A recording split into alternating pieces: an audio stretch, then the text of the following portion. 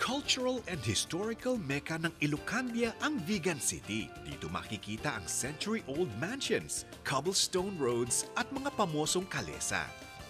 Kung may Intramuros ang Maynila, Vigan naman ang Spanish historical town na masarap balik-balikan kung kayo'y bibiyahe pa norte.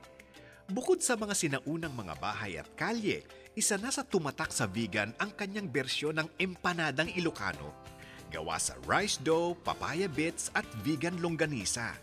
Malinamnam ito at crunchy. Iba kung ikukumpara sa empanada ng lawag kung saan gawa sa munggo sa loob at kulay orange sa labas. Fourth generation vegan empanada maker si Irene Santos. Ang lola ko noon, siya yung nagtitinda noon. Kaliya pa lang, mag-isa lang siya. Ang mga Kastila, yung parang sinasabi nila na empanada tacos. Paboritong orderin at i-take out ng local and foreign tourists. The best kasi ang taste at presyo nito.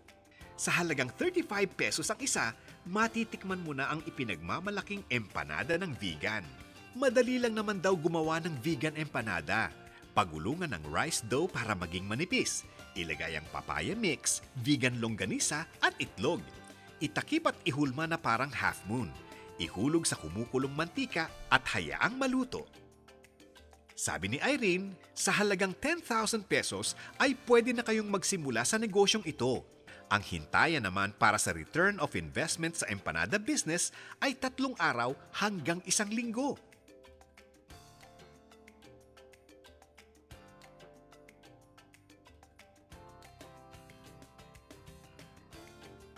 Kung naghahanap naman kayo ng pasalubong na uniquely Ilocano, subukan nyo rin ang vegan longganisa.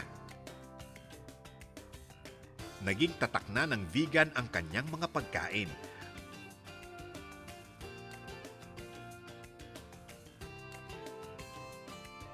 Bukod sa empanada, paborito ring kainin at gawing pasalubong ng mga turista rito ang vegan longganisa. Mas maliit man sa longganisa ng ibang lugar, mas malinamnam naman at mas mabango dahil sa sangkap nitong bawang. Pamoso ang meat product na ito dahil masarap iulam o kaya'y gawing ala barbecue. Isa sa mga negosyanteng naglakas loob na pasukin ang negosyong ito, si Ginoong Win Enrico Famorca ng Vigan City. Mula pa nung kabataan niya, ay naglolongganisa na ang kanyang mga magulang. Pero ito yung old-fashioned way. Nang siya na ang humawak ng family business, humiram siya ng pera sa gobyerno para maging mechanized ang kanilang production process. Simple lang naman daw gumawa ng famous vegan longganisa. Una, gigilingin ang karne ng baboy. Paghahaluin ang lahat ng mga sangkap sa isang mixer, ilalagay sa aparatong ito para maihulma, tatalian at ilalagay na sa plastic container.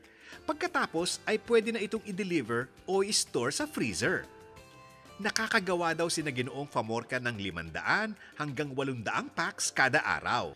130 pesos ang retail price kada isang pack. Maliit pa raw ang kanilang operation dahil sa loob pa lang ng vegan at kalapit na bayan ang kanilang sinusuplayan. Vegan longganisa, I think, is the most pioneer. Siya ang nauna at saka ang taste naman, iba naman. According to consumers, na nakatikim na sa iba't ibang uri ng longganisa. Para maging mechanized ang kanilang operation, 200,000 pesos ang kanilang naging investment. Kung kukwentahin daw ang kanilang daily capitalization, mula 20,000 hanggang 25,000 pesos ang pinupuhunan ni Ginoong Famorca para makagawa ng 800 packs. Sabi ni Ginoong Famorca, kaya niyong mabawi ang inyong total investment sa loob ng 1 taon basta malakas at steady ang inyong sales. O yan mga kabayan, di ba ang sarap mamasyal sa vegan? Busog na ang inyong mga mata sa kakapasyal, busog pa ang inyong tiyan!